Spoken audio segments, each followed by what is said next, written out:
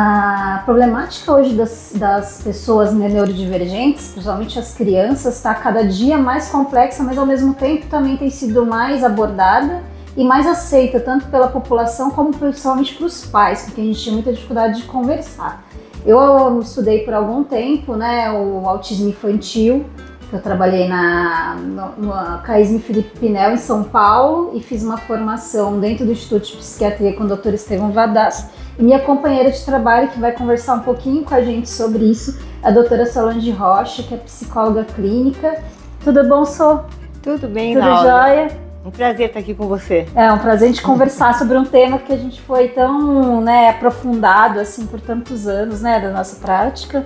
Eu queria que você contasse um pouco para as mães, principalmente, né, para os leigos, qual é a população que você tem abordado hoje, que você tem acompanhado, né, pacientes autistas, e quais são as possibilidades terapêuticas para esses pacientes? Hoje tem chegado tanto adultos e adolescentes que estão descobrindo agora, né, o autismo, porque a família achava que era um pouquinho estranho e não sabia por quê, e eles também não conseguiam corresponder às amizades, às atividades de escola, então estão chegando mais nessa idade. Mas também está chegando uma população bem novinha, com 2 anos de idade, procurando já o atendimento, né, para o primeiro diagnóstico. E o interessante é que quando chega muito pequeno, tem uma tendência muito grande dos especialistas falarem que é um autismo nível 2, né, ou até nível 3, ou seja, mais prejudicado. Mesmo porque a aquisição da fala nessa idade demora um pouco mais. Sim. E o uso de testes ou de vários níveis é um pouco complicado pela faixa etária. Então requer uma observação lúdica e uma testagem um pouco mais elaborada dessa faixa etária. Certo. E qual que é a grande descoberta?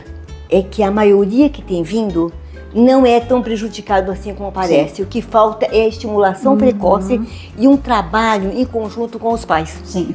Então, uma abordagem que está muito resultado é trabalhar a criança, que eu tenho feito isso, mesmo com os adolescentes, 4 ou 5 sessões com a criança e adolescente e uma com os pais ou os cuidadores, para que a gente possa traçar metas a curto e a médio prazo. E aí depois, no retorno com os pais, a gente vê se atingiu essas metas e já traça as próximas. Certo. Então, assim, aquela expectativa de que vai resolver tudo de repente, estamos diminuindo para pegar 1 ou 2 comportamentos principais e focar eles para passar para o próximo, que é o que tem dado um resultado positivo e um avanço nas habilidades sociais, cognitivas e motoras das crianças. Para os nossos espectadores, a maioria são leigos, né? Não conhecem do tema, não são profissionais da saúde. Quais são as principais limitações que uma criança com essa possibilidade do TEA, né, do transtorno espectro autista, possuírem que precisam de ajuda?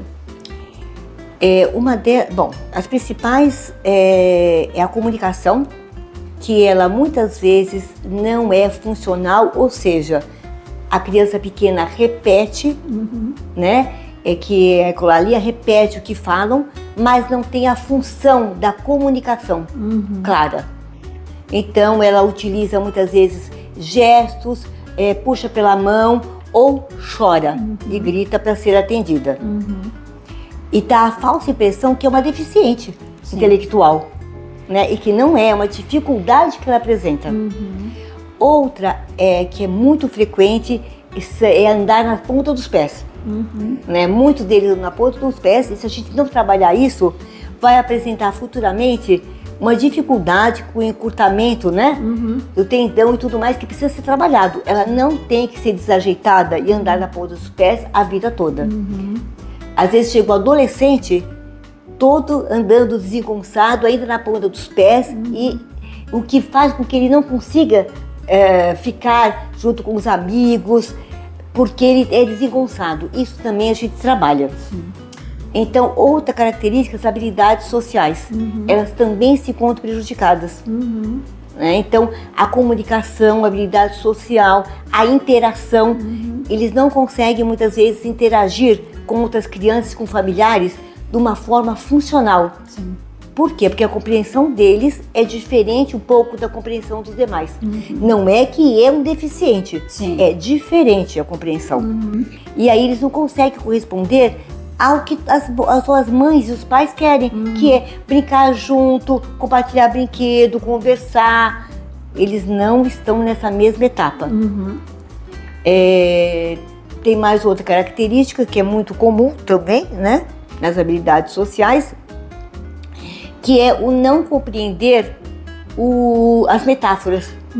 Então, se você vai perguntar para a criança, qualquer idade, vamos supor, você gosta de comida salgada? Ela pode responder, não, eu gosto com pouco sal. Porque ela vai levar ao pé da letra, ao concreto. Então, tem essa dificuldade também, essa diferença de ser concreto. E aí tem outros que talvez eu não tenha mencionado, né? Acho que eu fiquei lembrando muito que a gente acompanhou crianças com hábitos repetitivos, né? Verdade. Verdade. Né? Por exemplo, colecionar. Né? A criança gosta muito de carrinho, ela coleciona um monte de carrinho do mesmo tipo e ela enfileira todos na mesma posição, organizadinho, assim, né? Faz uma fila de carrinho, a brincadeira dela é organizar esse monte de carrinho. Isso, é o foco, né? Eles têm um foco principal de conhecimento, de brincadeira.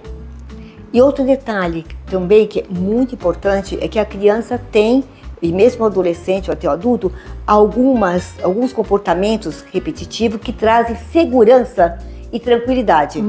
Alguns jogam o copo, outros jogam a almofada, outros ficam batendo na mão. Eles precisam parar alguns minutos para se reorganizar e ficar calmos. E esses hábitos, muitas vezes, deixam os pais, professores, sem ação. Porque a criança ou o adolescente parar do nada, pega, vamos supor que seja um copinho plástico, né? E fica jogando sem parar, durante os 5 minutos. E a gente tem que dar esse tempo para eles. E é importante. Outros jogam almofada. Cada um tem o seu modo de fazer.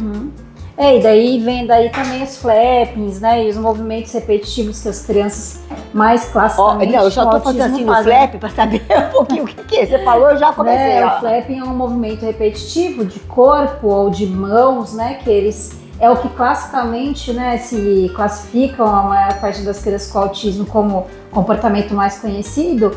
E, na verdade, também é um movimento de reasseguramento, né? Faz com que ele se tranquilize. Pode fazer assim, aqueles que ficam assim, ó. Exato. Faz com que ele se tranquilize de uma ansiedade, de estar um pouco desocupado, ou porque ele está nervoso, né? São formas dele conseguir se tranquilizar. Não é isso? Isso mesmo. E conta um pouquinho de como que funciona um processo de terapia para esse tipo de criança. Hoje, o que está dando maior efeito em curto prazo é a abordagem cognitivo-comportamental para eles. Não que outras abordagens não sejam importantes, não é isso. Mas usar uma técnica, ou várias técnicas, né, cognitivo-comportamentais, é o que traz a curto prazo uma melhora. Certo. Né? Conforme vai crescendo a criança, outras abordagens também têm um valor e um potencial excelentes. Mas essa de início faz a grande diferença. E como você explica para os pais um exemplo de uma terapia, uma abordagem dentro da terapia cognitivo-comportamental? Olha, na hora que eu vou trabalhar os pais juntos, geralmente eu vou orientá-los como eles vão trabalhar em casa. Então, uma das coisas muito interessantes é a rotina, quadro de rotinas, né? E eu peço para eles, eu faço uma entrevista e também peço para eles observarem o comportamento em casa e me trazer esse comportamento. Então, tem o comportamento X, que está muito difícil de lidar em casa, né? O que está acontecendo? Então, tem alguns pais que até fazem uma filmagem para poder conversar comigo, junto até. Alguns pais de criança pequena, porque não consegue explicar o que está acontecendo, às vezes filma e me traz um filme. Né? Mostra, a gente senta junto e vai analisando, né? Que é a análise comportamental um pouco, né, disso. Então, hoje em dia, com todo o avanço tecnológico, já está nesse ponto, que fica mais fácil até, porque eles perdem em contar, na hora que traz a filmagem, a gente senta junto, olha e vê o que foi que aconteceu com essa criança pequena, o que está acontecendo, por que está apresentando esses comportamentos, e começamos a trabalhar em cima disso. Certo. E aí eu dou toda uma orientação para os pais da rotina, de como fazer. Então, desde a criança que precisa fazer o desfraude, então eu vou analisar junto e passo a passo o comportamento, o que eles vão mudar, como agir, o que falar, frases curtas, como tem que ser feito, o porquê, o que os pais muitas vezes falam muitas coisas para a criança e a criança não absorve nada. Então, vamos dividir o que fala. Então, a orientação vai desde como falar, como apresentar, desde o desfraude, mamadeira, alimentação, aí vai depender de cada criança. Sim, como que ele tá, né? Que nível de comportamento ele tá. Que nível de comportamento. Eu só queria, assim, ressaltar um pouco disso que a Solange falou com relação a frases longas, né? Que acontece no autismo, que ele é uma criança com um funcionamento cerebral diferente, né? Existe uma lentificação da forma como uma informação chega até o cérebro e retorna em forma de informação pra gente. Então, para nós é muito automático alguém mostrar um objeto, uma caneta, a gente vê o objeto caneta, a gente lá dentro do cérebro lembra de uma outra caneta, lembra da palavra caneta, lembra do objeto caneta, e isso se transforma numa informação e eu aponto onde está a caneta. Para essa criança com autismo, essa conexão de informações, desde o objeto que a gente vê, ou fala a palavra, para transformar naquelas letrinhas que significam a palavra caneta, ou recordar da imagem do que significa caneta, e ele recordar o objeto e conseguir apontar, esse processo é todo lento. Então, se a gente fala frases muito longas, muito adjetivadas, a criança não compreende, porque é muita quantidade de informação numa conexão extremamente lenta de ideias. Então, normalmente o que a gente instrui os pais é nome, né? Você, ou eu, o pai, e um verbo, né? Por exemplo, você agora vai jantar. Não dá pra falar, agora você vai jantar porque a mãe fica chateada se você demora para atender. Ela já é muita informação, ela já se esqueceu, já se perdeu, vai ficar nervosa, pode ficar agitado, pode ficar agressivo, pode chorar, porque ela não conseguiu entender o que você está querendo dizer. Né? Então, por isso que é importante essa comunicação mais simples, né? Bem mais que a gente chama de nome e verbo, né? Mais fácil para ela entender. Também visual, muitas vezes, né? Que a gente usa o sistema de comunicação alternativo através de desenho, através da descrição da palavra num cartão, né? A criança pode usar um objeto para apontar para também o que ela está querendo, para a gente compreender o que ela quer, né? O quadro de atividade de vida diária é muito importante para saber o que vai acontecer hoje, o que vai acontecer amanhã, porque como eles têm essa dificuldade, também tem dificuldade de prever o que vai acontecer no futuro, né? Então, assim, a gente sabe que a escada rolante vem um degrau depois do outro. Para eles não é assim. O degrau não vai vir depois do outro. Então, o quadro de rotina ajuda a criança a entender o que vai acontecer depois e não ficar com ansiedade elevada. Então, pegando o que você falou de ficar nervosa, agitada, muitas vezes os pais, professores falam assim, nossa, tá em crise, surtou. E a compreensão é um pouco outra, né? Por que a criança entrou em crise ou surtou, ou mesmo o adolescente? Porque ele não entendeu o que está acontecendo e o que vai acontecer. Isso gera uma ansiedade muito grande e uma desorganização interna. Ele está em sofrimento. Não é simplesmente surtou. Não, está em sofrimento. O que ele precisa é ser realmente conversado, explicado de forma concreta e pontual o que está acontecendo e direcioná-lo. Então já vi assim, criança de uns 10 anos, assim, 9 anos, assim, o pai ou a mãe muda o caminho. Mudou o caminho por causa do trânsito, que o GPS falou, ou o Waze que estava mais rápido, a criança se desorganiza. Não estou indo para aquele lugar que eu estava. Começa a entrar em pânico dentro do carro. Sim. E a gritar e a chorar. Né? Soltou, vou levar para o pronto-socorro, para o hospital. Não, gente, a criança só não está entendendo para onde ela está indo mais. Exato. Ela ficou perdida. Isso, essa visão diminui muito qualquer intervenção mais rude para a criança, que seria um pronto-socorro, uma internação.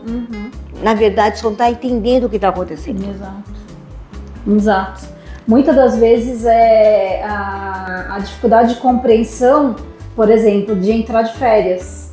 Ela tem uma rotina de ir para aula todos os dias, né? Ela acorda naquele horário, ela pode nem entender muito bem sobre horas, tipo é 7 da manhã ou se é de manhã, e que sai da escola meio-dia. Daí ele passa a manhã em casa, nunca chega a hora de ir para a escola, ela não entende, daí ela agita, né? Da mesma forma, ela tá de férias.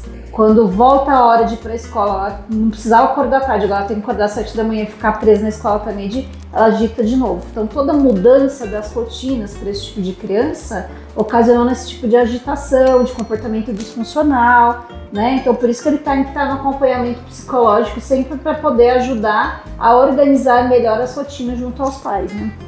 Isso mesmo. Inclusive os mais velhos, os adolescentes e jovens também têm essa mesma necessidade, né? Eles essa crise já não é desse tamanho, mas eles também se organizam de uma maneira menor. Sim. E necessitam também ter uma rotina, ter uma agenda do que vai acontecer, do que é esperado e ser trabalhado as formas alternativas de lidar quando isso não dá certo, aí com o crescimento, né? Que é poder já generalizar comportamentos alternativos para quando a atividade não ocorre. Se não é aquele adulto que marcou que ia ter uma reunião, esse caso eu vi muito em São Paulo, marcou uma reunião às 9 horas. Choveu em São Paulo, teve uma enchente na Marginal e não pôde passar, chegar para a reunião.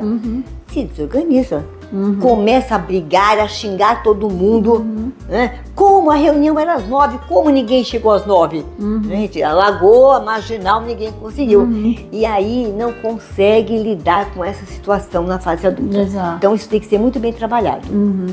E daí tem as questões hoje em dia que, com a melhor identificação dos casos de transtorno do espectro autista, hoje elas são mais fáceis de detectar. Então tem muitas pessoas neurodivergentes com amplas habilidades, né, com habilidades maiores. Então apesar delas terem um transtorno, ela é muito pouco evidente, porque ela não é muito clássica, né? Então são pessoas com mais rigidez diante das situações, que têm interesse específico em determinados temas e são super especialistas nisso, mas tem muita dificuldade de interação, né? Lá atrás a gente já chamava a maior parte deles de síndrome de Asperger. Hoje a gente sabe que além deles tem também os autistas de alto funcionamento ou de amplas habilidades, né? E daí o trabalho com eles é um pouco diferente, né, Sônia? Sim, é um pouco diferente. Inclusive porque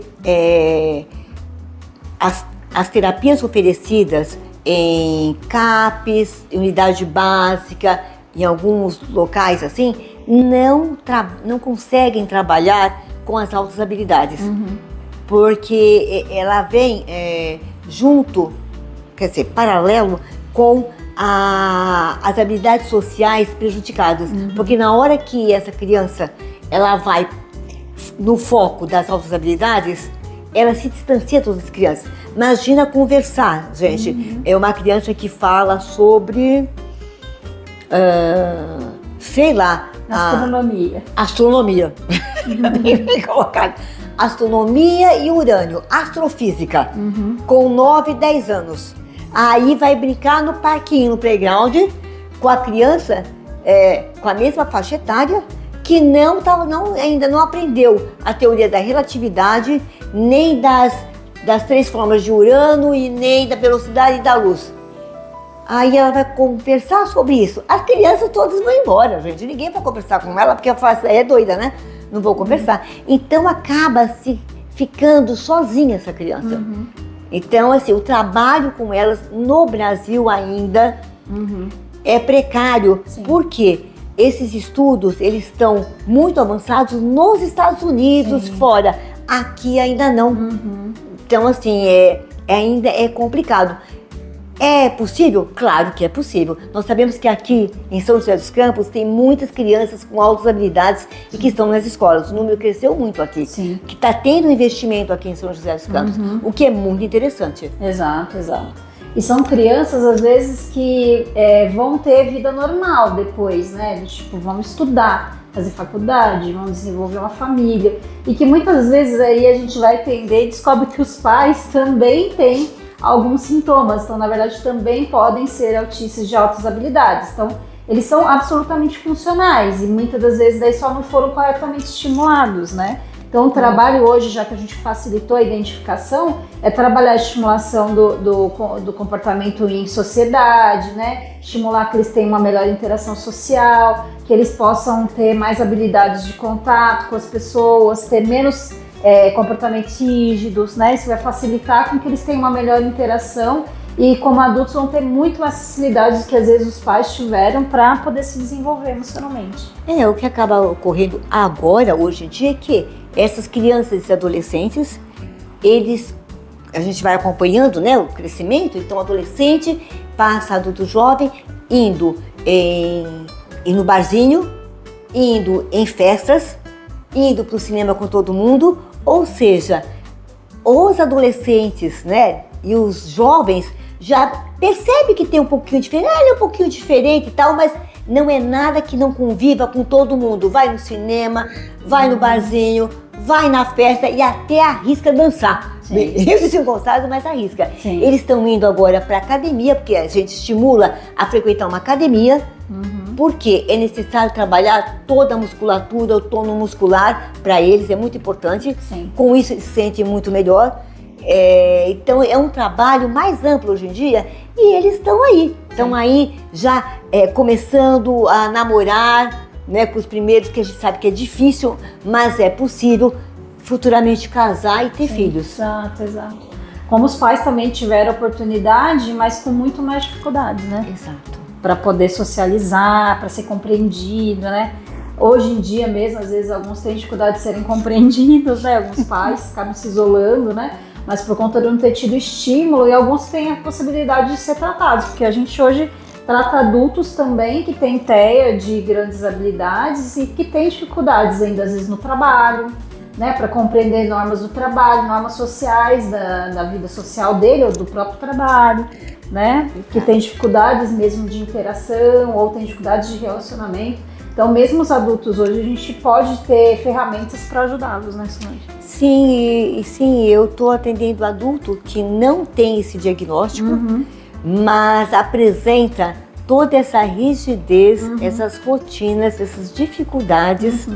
E assim, é interessante, porque se eu falar mais, ele já não entende. Então, é uma coisa interessante, não tem o diagnóstico, né? E eu estou trabalhando com eles. Ótimo, excelente. É bem interessante. Muito legal.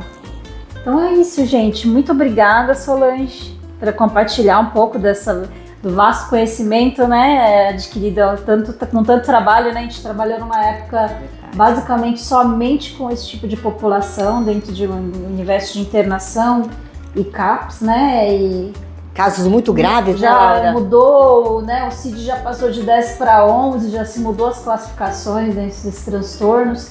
Muitas técnicas foram aprimoradas, né? Hoje tem cada dia mais medicamentos também que a gente pode usar na nossa área, né? E cada vez com mais amplo conhecimento do tema, a gente nota muito uma clientela muito maior de pacientes para trabalhar, né? Muito mais pessoas que precisam ser ajudadas somente no ambiente escolar, né? Para o aprendizado e para o convívio social também. Então, se você tem algum parente ou um filho que tem essas características, é importante você buscar ajuda, porque quanto mais a gente atrasa, né, a gente nega essa possibilidade de diagnóstico que a gente está vendo se desenvolver ao longo do desenvolvimento da criança, quanto mais a gente atrasa essa possibilidade, mais a gente atrasa a possibilidade de desenvolver a criança. Verdade, Laura. Obrigada. Eu que agradeço, o prazer estar aqui com você, que trabalhamos juntos e temos uma experiência longa nessa área. Aprendendo sempre. Aprendendo sempre. Obrigada.